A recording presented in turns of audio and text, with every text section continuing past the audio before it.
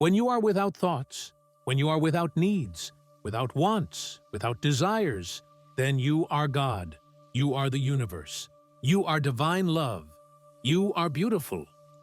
A devotee of Ramana Maharshi, who had been with him about 25 years, had a son who died, and he was grief-stricken. So he begged to have an audience with Ramana. Now, Ramana rests from 12 to 2.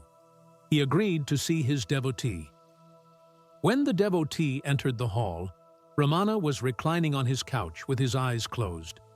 And the devotee started to cry and tell him all his troubles, how much he loved his son.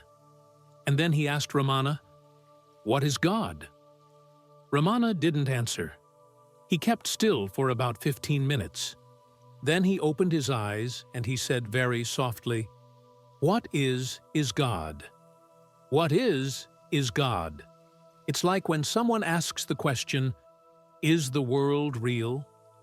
The world by itself is an illusion, but God, as the world, is real.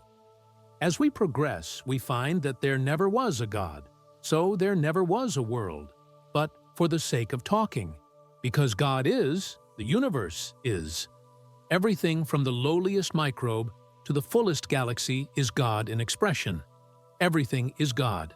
Every leaf, every piece of clay, every star, every planet has no basis for its existence by itself.